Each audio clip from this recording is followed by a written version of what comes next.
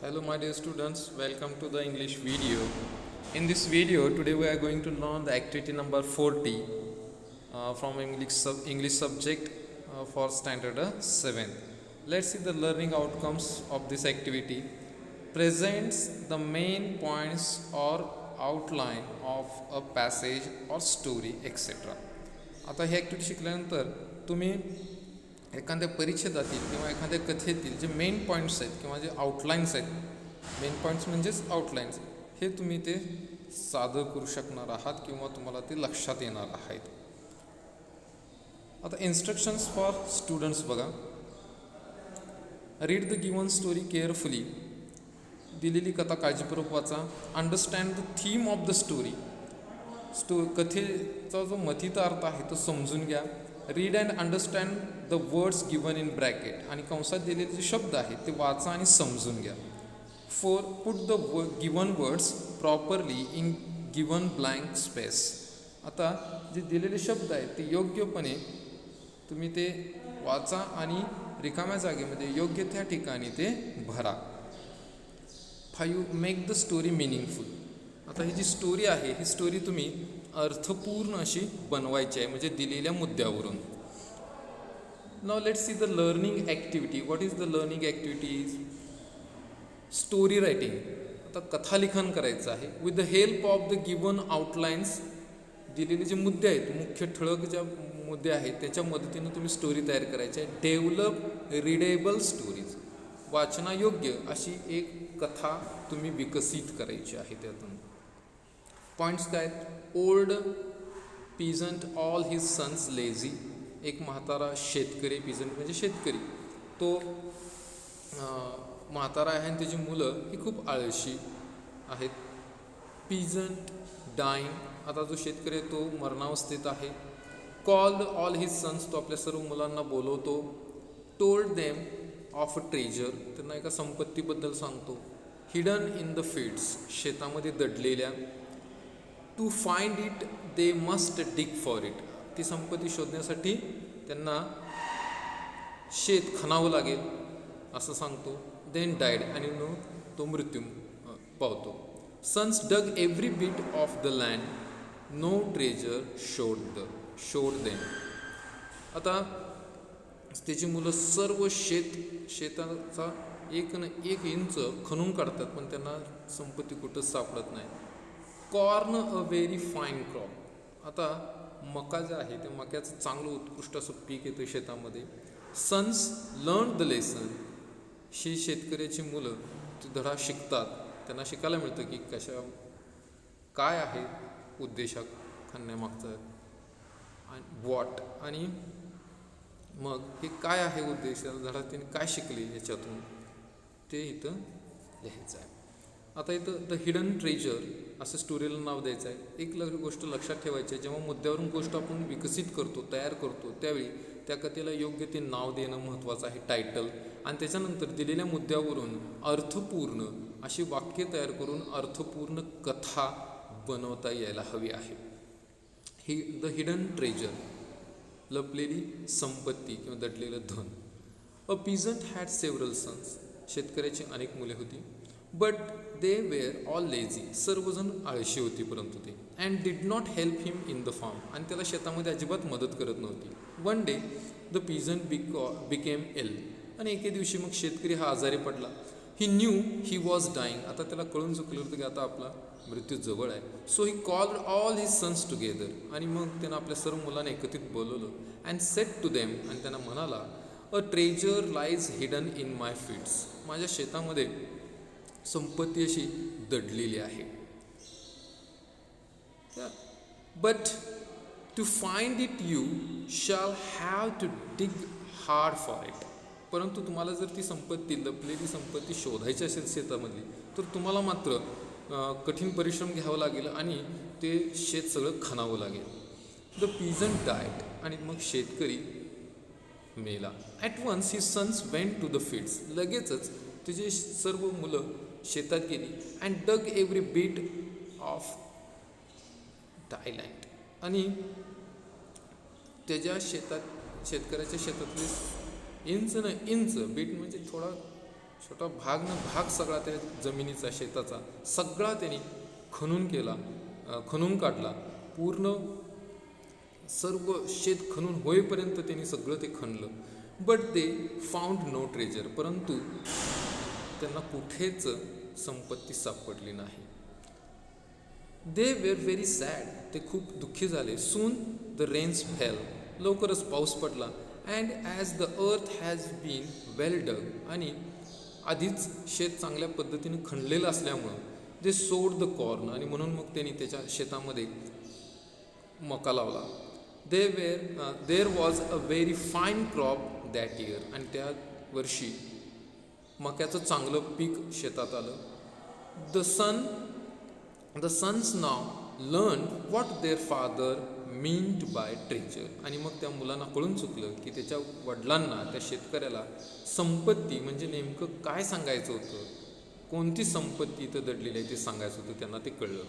The treasure could be got only by hard work, आणि ही संपत्ती, हे धन फक्त काबाड कष्टातूनच मिळू शकते, हे त्यांना कळून चुकलं. सो या मुद्द्यावरून ही स्टोरी तयार केलेली आहे. आता हे मुद्दे आणि स्टोरी हे तुम्ही तुमच्या वहीमध्ये लिहून काढायचे आहेत आणि तुम्हाला त्याचा सराव होईल. आता अजून एक इथं ॲक्टिव्हिटी दिलेली आहे बघा. सॉल्वड ॲक्टिव्हिटी डेमोमध्ये डेव्हलपिंग अ स्टोरी, कथा विकसित करणे. Some points are given below to develop the story of Gautam Buddha. Gautam बुद्धांची कथा डेव्हलप करण्यासाठी तुम्हाला इथं काही मुद्दे दिलेले आहेत. The points are given in jumbled order. आता इथं जे दिलेले मुद्दे आहेत ते विस्कळीत स्वरूपामध्ये दिलेले आहे, ते क्रमाने दिलेले नाही आहेत, ते जम्बल्ड ऑर्डरमध्ये दिलेले आहेत. Arrange them in proper sequence, आणि त्यांना योग्य क्रमाने ते लावा. And develop into a complete story, आणि त्या मुद्द्यावरून पूर्ण कथा तयार करा आणि ती लिहा. ॲड अ सुटेबल टायटल, आणि योग्य ते शीर्षक त्या कथेला द्या. Points. 1. Met and old man, एका म्हाताऱ्या माणसाला भेटले. अ डेड मॅन, मेलेल्या माणसाला. अँड ॲन इल मॅन, आणि आजारी माणसाला. लाईंग ऑन द रोड, रस्त्यावर जो पडलेला होता तो. 2. प्रिन्स सिद्धार्थ, राजकुमार सिद्धार्थ. 3. बिकेम गौतम बुद्ध बनले. 4. लिव्हिंग इन अ पॅलेस, राजवाड्यात राहत होते. 5. कम्प्लीट चेंज इन लाईफ, पूर्णपणे जीवन बदलून गेलं. 6. अंडरस्टूड देअर वॉरियर्स, आणि त्यांच्या जे योद्धांना होतं, अंडरस्टूड देअर वरीज, आणि त्यांच्या सर्व चिंता काय आहेत ते त्यांच्या लक्षात आल्या गौतम बुद्धांच्या. 7. Going out of the palace with ministers, आता ते आपल्या मंत्र्याबरोबर राजवाड्याच्या बाहेर पडले. 8. Happy life with his wife and son, ते आपल्या पत्नीबरोबर आणि मुलाबरोबर आनंदी जीवन जगत होते. 9. Gave the word the message of peace and service, त्यांनी जगाला संदेश दिला शांततेचा आणि सेवेचा. 10. लेफ्ट द पॅलेस, आणि त्यांनी राजवाडा सोडला. Practice. Now practice activities given here. Write a story of around 90 words. जवळजवळ 90 शब्दांची तुम्ही कथा लिहा. यूज द फॉलोइंग आउटलाईन्स, खालील जे आउटलाईन्स आहेत, मुद्दे आहेत, त्यांचा उपयोग करा. Give your story a title, आणि तुमच्या कथेला शीर्षक म्हणजे नाव द्यायचं आहे. आता पॉईंट्स दिलेले बघा. अ यंग डिअर, तरुण हरण. हॅज ब्युटिफुल हॉर्न्स, सुंदर असे शिंग होती. हॉर्न्स म्हणजे शिंगे. Sees his image in the water, त्यानं त्याची प्रतिमा पाण्यामध्ये पाहिली. ॲडमायर्स हिज ॲट्रॅक्टिव्ह हॉर्न्स, त्याला आपल्या शिंगांवर खूपच आकर्षण होतं, त्या शिंगांवर त्याला खूप अभिमान वाटला. Is sad to see his thin legs, आणि त्याचे पाय जेव्हा त्याने पाहिले, त्याचे पाय अतिशय थिन दुबळे होते, त्याला ते पाहून खूपच वाईट वाटलं. Hears the horn of a hunter,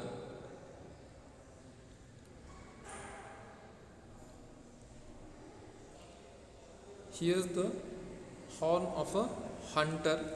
hunter म्हणजे शिकारी. शिकारीची चाहूल त्यानं ऐकली. Tries to run away fast, आणि तिथून तो जलद निसटण्याचा, धावण्याचा प्रयत्न केला. हिज लेग्स हेल्प हिम, त्याचे पाय त्याला मदत करत होते तिथून निसटण्यासाठी, वाचण्यासाठी. His horns get entangled in some thorny bushes, परंतु त्याचे जे हॉर्न्स होते, शिंग होती, ती मात्र थॉर्नी म्हणजे काटेरी आणि बुशेस म्हणजे झुडपं. त्याची जे शिंग होती ती शिंग ही काटेरी झुडपांमध्ये इनटँगल्ड झाली म्हणजे अडकली. आणि डाईज, आणि त्यामुळे तो मरण पावला. तर असे हे आउटलाईन्स दिलेले आहेत किंवा पॉईंट्स दिलेले आहेत, आणि याच्यावरून तुम्ही स्टोरी तयार करायची आहे. आता आपल्याला सॉल्वड ॲक्टिव्हिटी, डेमो ॲक्टिव्हिटी जे दिलेली आहे, गौतम बुद्धांच्यावर आधारित जे पॉईंट्स दिलेले आहेत, त्याची स्टोरी इथं तुम्हाला तयार करून दिलेली आहे. काय बघा, एक्सटेन्शन ॲक्टिव्हिटीमध्ये ती दिलेली आहे. काय म्हणलेलं आहे, द ग्रेट गौतम बुद्धा हे नाव दिलेलं आहे. Once there was a prince called Siddharth, एकदा एक राजकुमार सिद्धार्थ होते. He lived with his wife Yashoda and son Rahul in a huge and beautiful palace. एका मोठ्या अशा राजवाड्यामध्ये हे सिद्धार्थ आपले पत्नी यशोदा आणि मुलगा राहुल यांच्यावर राहत होते. He lived there very happily, ते खूप आनंदाने तिथे राहत होते.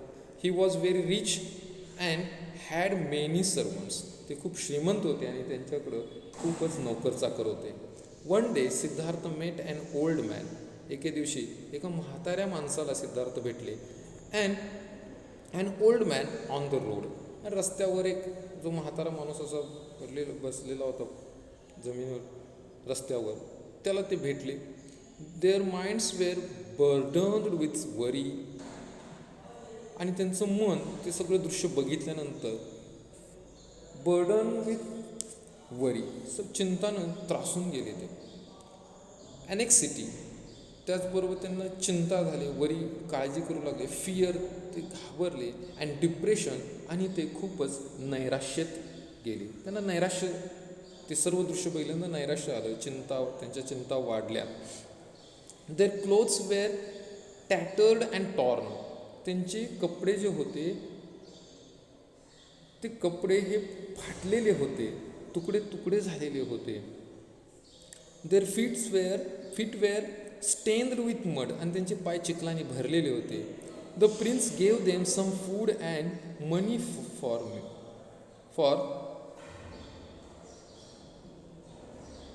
देम. आता इथं मी म्हणलेलं आहे, थोडंसं चुकलं, प्रिंटिंग मिस्टेक.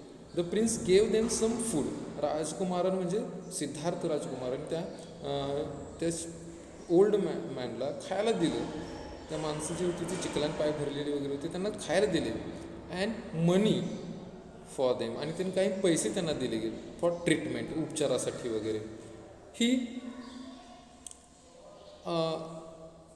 असे ट्रीटमेंट म्हणजे त्यांना दिलेली वागणूकसुद्धा आहे, त्यांनी त्यांना अतिशय चांगली वागणूक दिली. He came to know about their worries and sufferings, ते जेव्हा त्यांच्याशी त्यांनी चर्चा केली, बातचीत केली, त्यावेळी त्यांच्या लक्षात आलं की त्यांच्या सफरिंग्स, त्यांच्या असणाऱ्या वेदना, त्यांच्या चिंता, वरीज हे त्यांना कळून चुकल्या.